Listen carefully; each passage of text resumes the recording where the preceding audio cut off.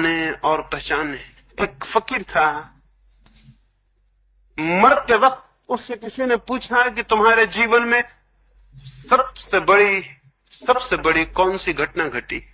उस फकीर ने कहा, मेरे पिता मर रहे थे और उन्होंने मुझे मेरे पास बुलाया, तब मैं 13 वर्ष का था, और उन्होंने मेरे कान में कहा कि देख बेटे, मेरे पास तुझे देने को कुछ भी नहीं, कोई संपदा मैंने इकट्ठी नहीं की, क्योंकि मैंने पाया कोई भी संपदा वस्तुतः संपदा नहीं, इसलिए मेरे पास तुझे देने को कुछ भी नहीं।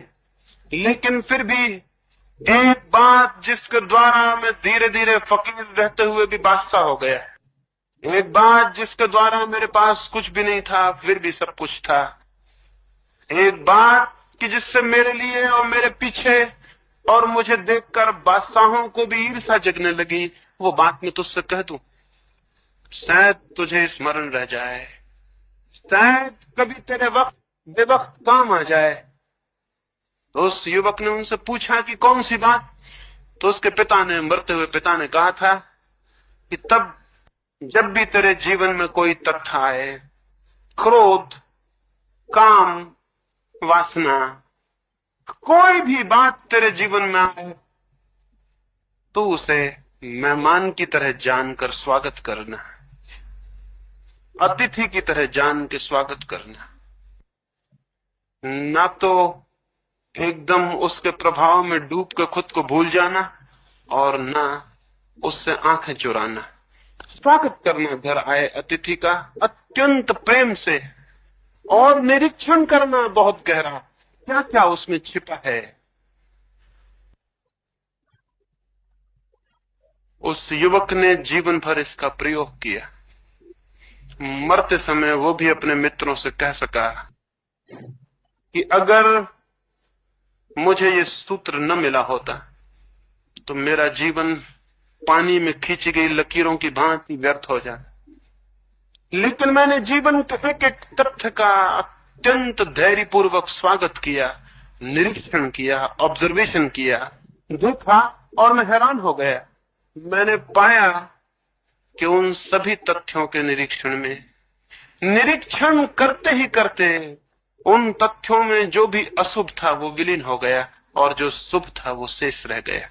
क्रोध के भीतर भी कुछ है, क्रोध के भीतर भी कुछ है जो बच जाए, क्रोध के भीतर भी कुछ है जो बच ही जाना चाहिए। जिस व्यक्ति में क्रोध ना हो उसमें कोई तेज ही नहीं होता, उसमें कोई तेजस्वीता नहीं होती, उसके भीतर कोई पोटेंसी नहीं होती, वो नपुंसक होता है, इम्पोटेंट होता है, उसके भीतर कोई बल नहीं होता, उसके भीतर कोई ओज नहीं होता।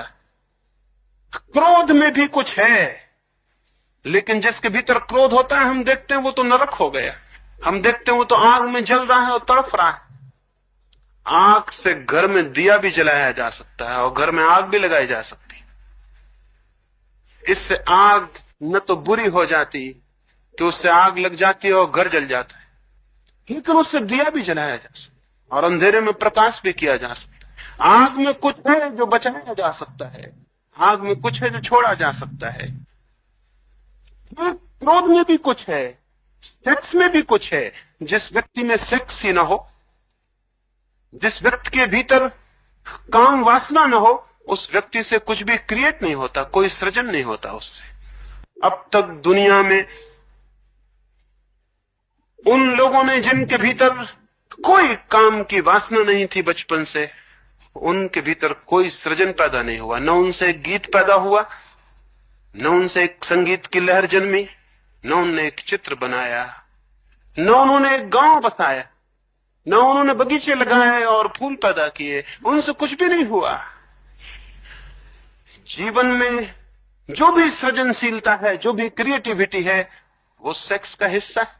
लेकिन हम तो देखते हैं एक आदमी सेक्स के जीवन में पड़ जाता तो उसका जीवन सिवाय दुख और पीड़ा के और ग्लानि के और शक्तिहीनता के कहीं भी नहीं जाता। जरूर सेक्स के भीतर जो भी अशुभ है वही पकड़ लिया जाता है और जो शुभ है वो छूट जाता है।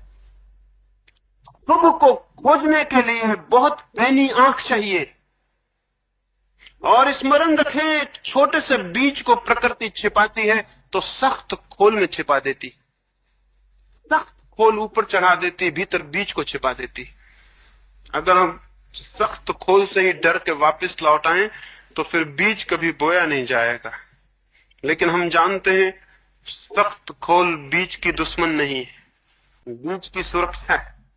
बीज को डालें खेत में, जमीन में, सख्त खोल गल जाएगी और टूट जाएगी और अंकुर निकल आएंगे। उन कोमल अंकुरों की सुरक्षा के लिए सख्त खोल थी।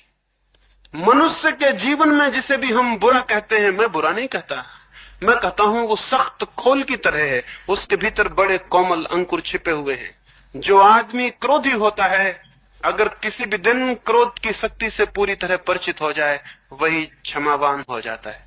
क्रोध के भीतर क्षमा छिपी है, और जिस आदमी के जीवन में क्रोध नहीं है, उसके जीवन में क्षमा कभी नहीं होगी।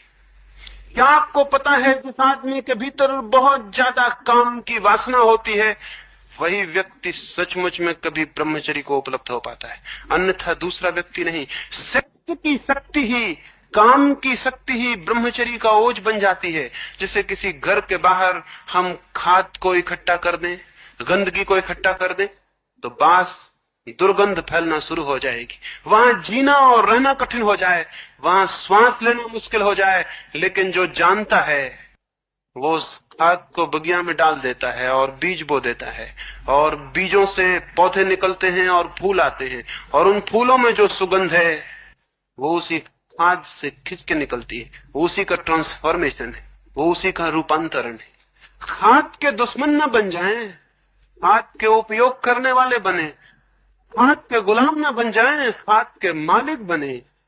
जीवन में जो भी वासनाएं हैं, वे सारी की सारी वासनाएं खाद बन सकती हैं आत्मा के फूलों के लिए, लेकिन जो उनसे लड़ता है वो कैसे उन्हें खाद बना पाएगा। और जो उनमें डूब जाता है वो दुर्गंध में डूब जाता है, और जो उनसे भागता है वो सुगंध से वंचित रह जाता है। समझ लें, फिर से दोहराता हूं, जो खाद में डूब जाता है वो दुर्गंध में डूब जाता है, और जो खाद से भागने लगता है वो सुगंध से वंचित रह जाता है। जो खाद का उपयोग करता है और खाद को रूपांतरित करता है, वो दुर्गंध से मुक्त होता है और सुगंध को उपलब्ध होता है। जीवन का भी सूत्र यही है। जीवन में जो भी है परमात्मा के जीवन, वो जो भी मिला है प्रकृति से, वो सब छिपा हुआ सौभाग्य है। उससे घबराएं ना, उससे भागे ना, उसमें डूब भी ना जाएं। फिर क्या करें? उसका निरीक्षण करें, उसके साक्षी बने, उसका ऑब्जर्वेशन करें, उसे देखें, उसे पहचानें, उसे सब तरफ से खोजें और उससे परिचित हों। उसमें कुछ भी अपरिचित ना रह जाए। जिस दिन क्रोध को कोई पूरा जान लेता है, क्रोध से मुक्त हो जाता है। लेकिन क्रोध का जो तेज था, जो वीर्य था, क्रोध का जो ओज था, वो उसमें बच रहता है, वो निर्वीर्य नहीं हो जाता।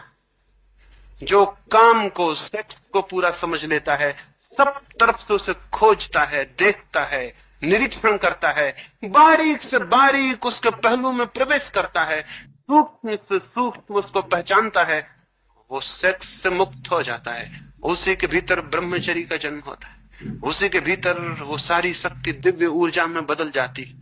तो मैं आपसे निवेदन करूं, तीसरा है मार्ग, न तो भोग का, न दमन का, वरन रूपांतरण का, ट्रांसफॉर्मेशन का। और रूपांतरण होता है निरीक्षण से, ऑब्जर्वेशन से। क्या आपको ख्याल है, क्या आपको पता है कि जैसे ही हम चीजों को देखना शुरू करते हैं, एक बुनियादी अंतर शुरू हो जाता है। जीवन में एक बुनियादी अंतर शुरू हो जाता है। क्या यह संभव है कि एक मकान में आप हों और आपको दिखाई पड़ता हो कि सामने दरवाजा है, फिर भी क्या आप दीवार से निकल सकेंगे? नहीं निकल सकेंगे। दरवाजा जिसे दिखाई पड़ता है वो दीवार से कैसे निकलेगा? वो तो दरवाजे से निकल जाता है, दीवार से नहीं निकलता। अगर कोई दीवार से टकराता हो तो जानना चाहिए उसकी आंख खुली हुई नहीं है, इसलिए टकराता है। जीवन में जो भी अनीति है वो आंख के बंद होने के कारण है। दुनिया में कोई बुरा आदमी नहीं है, दुनिया में कोई भला आदमी नहीं है। दुनिया में ऐसे लोग हैं जिनकी आंखें बंद हैं और ऐसे लोग हैं जिनकी आंखें खुली। खुली आंखों वाले लोग हैं और बंद आंखों वाले लोग। आंख जिसकी भी खुल जाए उससे बुराई असंभव हो जाती है। आंख जिसकी खुल जाए वो दरवाजे से निकलता है, दीवालों से नहीं टकराता। हम टकराते हैं, इसका एक ही अर्थ है कि आंख बंद है, और बंद आंख वाला भागने लगे तो कोई हल होने वाला है क्या? आंख खुलेगी तो हल होगा, भागने से कोई हल होने वाला नहीं है। अभी इस दीवार से टकराते थे, भागेंगे तो दूसरी दीवार से टकराएंगे, द्वार कैसे मिल जाएगा? भागने वाला आदमी द्वार कैसे पा सकता है? अभी एक दीवार से टकराता था, भागेगा दूसरी दीवार से टकराएगा, लेकिन द्वार खोजने के लिए न भागने की जरूरत है, न अंधे की भांति टकराने की जरूरत है, आंख खोलने की जरूरत है।